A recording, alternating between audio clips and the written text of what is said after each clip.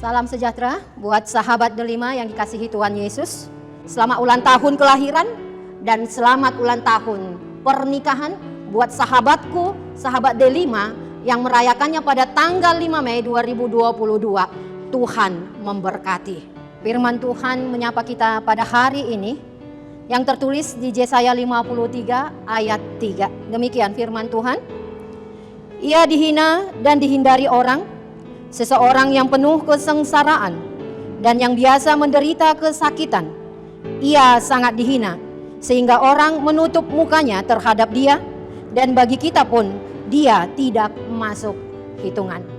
Sahabat Delima yang terkasih di dalam nama Yesus Kristus, sering sekali orang-orang baru terbuka mata hatinya dan juga pikirannya bila dia sudah melihat dan mendengar tentang apa yang terjadi di dalam kehidupannya. Ketika melihat dan menyadari ada pengorbanan seseorang dan juga ada tindakan kasih yang dilakukan seseorang kepadanya. Bila kita tinjau dari pemahaman iman kita sebagai orang percaya, bukankah hal itu yang dilakukan oleh Tuhan dalam hidup kita? Bukankah seseorang yang berkorban dan yang memberikan kasih setianya itu adalah Tuhan kita? Hal yang dilakukan Tuhan adalah untuk memelihara hidup kita. Dia melakukan sesuatu untuk membuka mata hati dan pikiran kita, umat manusia.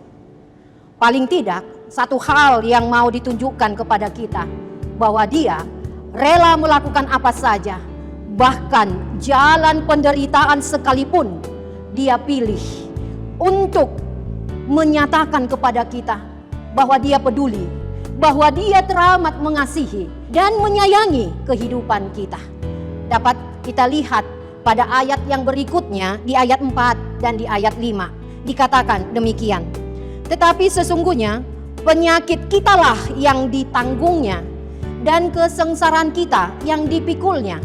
Padahal kita mengira dia kena tulah, dipukul dan ditindas Allah. Tetapi dia tertikam oleh karena pemberontakan kita. Dia diremukkan oleh karena kejahatan kita. Ganjaran yang mendatangkan keselamatan bagi kita ditimpakan kepadanya, dan oleh bilur-bilurnya kita menjadi sembuh. Satu hal yang menjadi pertanyaan di dalam hidup kita, apakah hati dan pikiran kita sudah tersentuh dan sudah terbuka dengan tindakan kasih Tuhan yang sudah kita rasakan, yang Tuhan nyatakan di dalam hidup kita?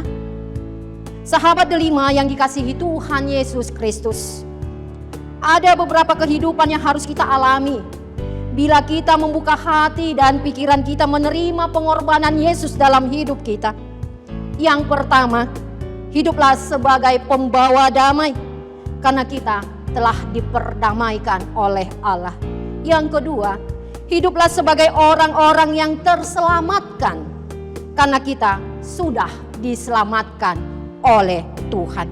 Yang ketiga, hiduplah sebagai pemberi kasih kepada sesamamu manusia karena kita telah terlebih dahulu dikasihi oleh Tuhan.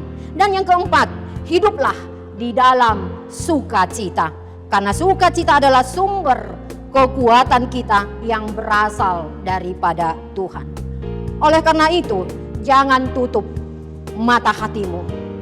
Jangan tutup pikiranmu, jangan tutup telingamu untuk melihat dan mendengar apa yang telah dilakukan oleh Tuhan dan apa yang telah disuarakannya di dalam hidupmu.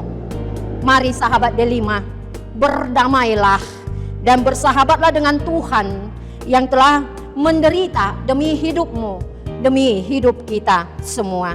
Dan bersukacitalah karena kita telah diselamatkan dan ditebus dengan harga yang mahal yang tidak dapat dibeli oleh siapapun, yaitu dengan darahnya yang tercurah di bukit Golgota. Amin.